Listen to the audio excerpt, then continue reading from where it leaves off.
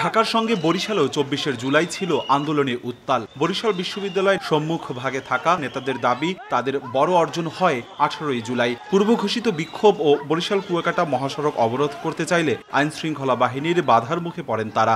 আন্দোলন দমাতে লাঠিপেটা, sound grenade, tear gas, rubber bullet, ছড়াগুলিও শিক্ষার্থীদের দমাতে পারেনি। আন্দোলনকারীদের প্রতিরোধে পিছু হটতে বাধ্য হয় আইন শৃঙ্খলা বাহিনী। ১৭ই জুলাই রাতে আবু সাইদ শহীদ বেদি নির্মাণও করা হয় বরিশাল বিশ্ববিদ্যালয়ে। 18 তারিখে তো রাষ্ট্রীয় চার বাহিনী আমাদের সঙ্গে একটা দীর্ঘক্ষণ লড়াইয়ের পরে আত্মসমর্পণ করতে বাধ্য হয়। ওই দিনের অনুভূতিটা আমাদেরকে একটু ভিন্নভাবে ভাবতে শিখিয়েছে, জুলাই আন্দোলনে ভিন্নভাবে অবদান রাখতে শিখিয়েছে। বিশ্ববিদ্যালয়ের শিক্ষার্থীদের উপরে ঐক্যবদ্ধভাবে কোনো ধরনের হামলার প্রয়াস তারা করেও সফল হতে পারেনি।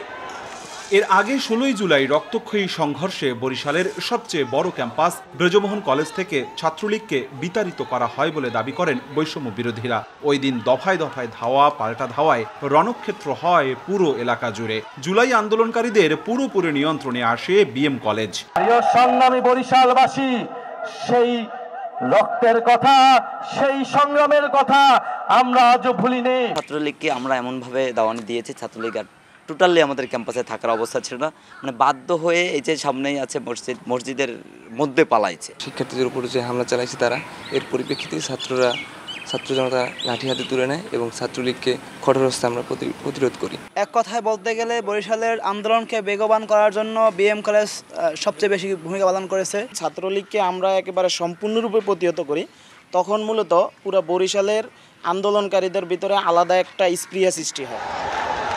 সরকারি Syed Hatem Ali college, polytechnic institute, Amritlal De college, Barishal college, বিভিন্ন মাদ্রাসা সহ প্রায় সব শিক্ষা প্রতিষ্ঠানের স্বপ্নবাজ তরুণরা জুলাই জুড়ে নগরীর প্রবেশদ্বার, Rupatali, Natullabad bus terminal, CNB road, সদর রোড, আমতলার মোড়, লঞ্চঘাট সড়ক অবরোধ করে বিক্ষোভ করে প্রায় প্রতিদিনই। শুরুটা শিক্ষার্থীরা করলেও পরে আওয়ামী লীগ বাদে সকল দলেরই ছাত্র, যুব ও সহযোগী সংগঠনের নেতাকর্মীরা প্রকাশ্যে মাঠে নামে। জাতীয়তাবাদী ছাত্রদল ফ্রন্টলাইনে থাকার কারণে ওদিন রাত্রি অনেকগুলো সরকার এবং এই যে ফ্যাসিস্টদের দ্বারা অনেকগুলো মামলা হয়েছে। মামলার কারণে আমরা চাইলেও ওই যে আমাদের কম পরিচিত নেতাকর্মীদের তাদের পাশে রাখতে পারছি, কিন্তু আমরা থাকতে পারি না। কিন্তু আন্দোলন আমরা পাশ থেকে সম্পূর্ণ করার জন্য সকল চেষ্টা চালিয়ে গেছি। 17 তারিখ বরিশালে কিন্তু 20 তারিখে আমরা প্রথম 12টার সময় আমরা কারফিউ ভেঙে প্রথম মিছিল বের করি বরিশালে বাসদের নেতৃত্বে। তখন তো প্রচণ্ড খারাপ আবহাওয়া ছিল, তার মধ্যে আসলে গরমে খাবার পানি খাদ্য সরবরাহ থেকে শুরু করে